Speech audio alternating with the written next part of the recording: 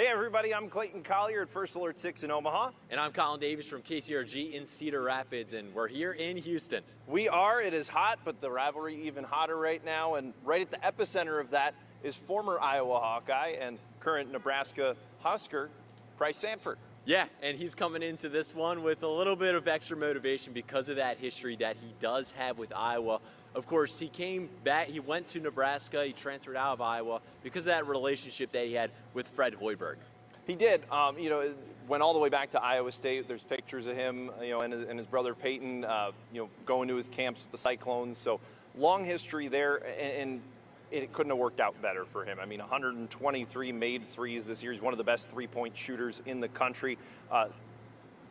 If you're looking at it logically, you understand the move.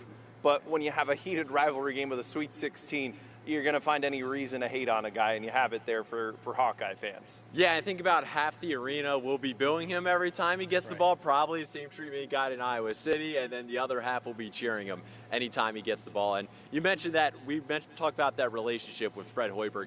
Now, he grew up a big Iowa State basketball fan. He was a Nebraska fan, I believe, for football, but when it came to basketball, he was an Iowa State fan. So he's got the two rivals that he grew up rooting for, Iowa State for Iowa, and then of course now he grew up rooting for Nebraska football. A little bit of both sides of the coin there.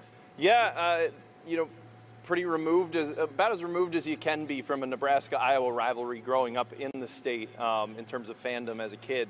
But on the court, it was interesting. The Hawkeyes held him decently in check out in Iowa City in that win. He had 13 points, 3 of 7 from the field.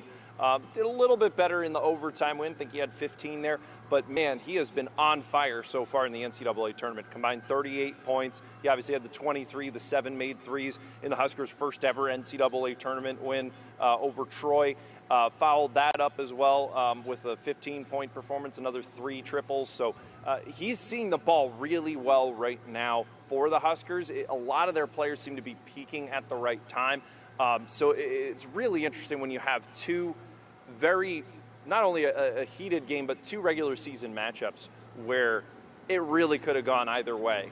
And it ended up with them splitting at home. You had Hawkeye fans storming the court for the first unranked loss for the Huskers, and then Nebraska gets them back with a thrilling overtime senior day win.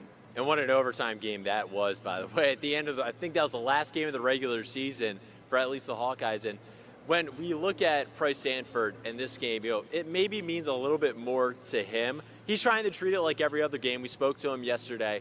But for the Iowa team, Ben McCollum said after the Iowa game, saying, Bryce is always welcome back in Iowa City. They really support him and understand the move. Of course, they had the coaching change from Fran McCaffrey to Ben McCollum. And I asked, Bryce about his fandom growing up and what that was like. He said, he's like, I knew about this rivalry when going to that. He went to a Nebraska-Iowa football game as a kid, and he realized then how big of a rivalry this is. But now we talk about this familiarity, right? This is the 3rd time that these two teams have played each other. And now Sanford and a lot of these guys on both these teams are going to be comfortable with this. While the fans, this may be the peak of the rivalry, for the players, it kind of prevents almost a calming sense. I spoke to Cale Combs for Iowa, and he was saying if you're playing an out-of-conference opponent in the tournament, it kind of brings a little bit more unfamiliarity. You're a little bit more nervous. But this is the 3rd time that these teams have played each other this year. So he said it's kind of a calming presence, just kind of, at least preparation-wise, before they get into the arena. It just feels like another Big Ten game. To an extent, yeah, in terms of preparation leading up to it, it is still the Sweet 16, so that these guys know, like, hey, look, it's an Elite 8 bid on the line. But, the Huskers said it too, that this is a lot easier in terms of preparation. You already know the team. They're able to go into maybe a little more detail than they otherwise would have, looking at maybe small wrinkles that Iowa's added over the last few weeks since senior day. But, I mean, both of these teams are coming off of historic, incredible wins. I mean, the Nebraska-Vanderbilt game that we were at in OKC last weekend, Nebraska started on an 8-0 run. I think that was the biggest run of that game. It was just back and forth. You see points where games go shot for shot and it gets really exciting. That was that game from start to finish. I'm not exaggerating. It was just constant. And then Vanderbilt was starting to get the momentum, but the Husker crowd was really what was lifting them up and keeping them in it throughout. that really just shortened the game into possession by possession for them for a full 40 minutes. I'm interested to see, Collin, here what happens here in Houston, because it was easy for Husker fans to overtake OKC. It was a 6-hour drive away, where this time around you have Iowa fans that will travel, and the elephant in the room here is we are here in Houston, where the Houston Cougars also happen to be here. They get to be here because Rice is the home institution. Yes, and that's right. With Houston fans especially, when you buy these tickets, you get both games, right? Mm-hmm. So, these Houston fans, it's going to be fans from all 4 teams in this arena. So it's going to be a pretty interesting dynamic. And you mentioned how Nebraska had a heck of a game to get here. The same was the deal for Iowa when they were taking on Florida. I mean, Iowa was leading for a lot of that game, but it just felt like, all right, this is defending national champs, #1 seed.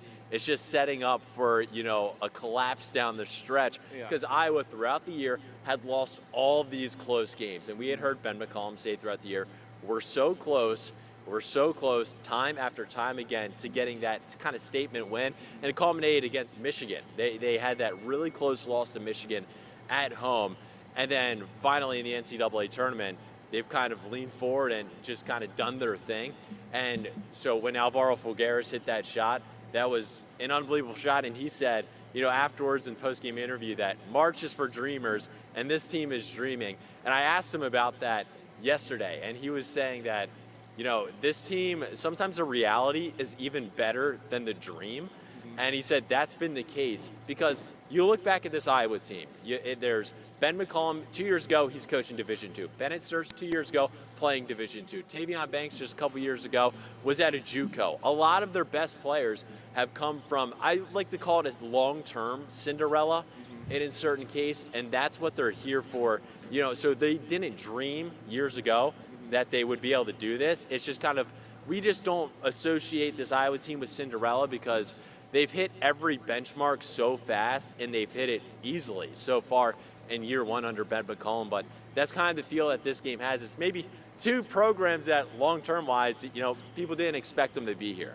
Maybe not at least this quickly. Nebraska coming off of the Crown Tournament win as well. Fred Hoiberg's talked about how valuable that was for them, just going through the process of winning 4 games in a short period of time. So they kind of came in with some expectation, some momentum from that. But of course, year one of a new coach, you don't expect them to be here knocking off the defending national champs in the round of 32. I've managed to be home for about 30 hours from OKC to out here in Houston. And when my wife and I were watching that game at home, and we were losing our minds watching, Alvaro Fulgaris, hit that 3. I mean, for both of these teams to get here to a rivalry game in the Sweet 16 after both hitting game winners in the final seconds. I mean, you can't write it any better than this. And here we are, 2 Midwest teams getting ready to square off here in Houston. I think Bennett Sturts said they should have moved this thing to either Omaha or to Des Moines for a midway point. That would have been easier on us, right? Yes, a lot easier. But yeah, it was actually kind of funny. I spoke to Alvaro just the other day, and so when I flew in, we come through the airport, and me and another beat writer, we're actually staying on the plane next to each other. We're getting our bags, and all of a sudden, Alvaro Fulgaris' brother, Nacho, comes down, and he looks just like Alvaro. He plays pro over in Ireland. He's 6'10". You can't miss him.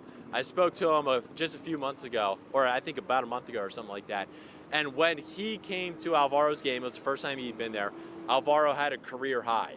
And so he's going to be here again. Alvaro's mom's not going to be here. And of course, when Alvaro's mom came from Spain to get here, he hit that shot against Florida. Right. So maybe family is the key for Alvaro, and now he's got his brother here. So maybe look out for another good game from him. Yeah, he's a great soundbite, by the way. We just asked him about the rivalry. He said it's wild. He said it belongs there up against like some of the best soccer rivalries in Europe, says some of the best in the world. So just talking to him briefly yesterday, he was an entertaining soundbite for sure. He's the #1 guy on this team for an interview. If you want to go get some fire, you go find Alvaro Fulgaris. Well, there'll be plenty of fire tonight in this rivalry game between Nebraska and Iowa. Last I saw Nebraska, 3.5-point favorite. Throw that out the window for a rivalry game. Yeah, these teams know each other too well. Ben McCollum said yesterday also that I think we look into the chess match a little bit too much, and he said that's just going to be about whoever plays better. It's not going to be, he's going to stay up, and I'm sure Fred Hoiberg's stay up till 4 a.m., got 2 hours of sleep, just watching some film.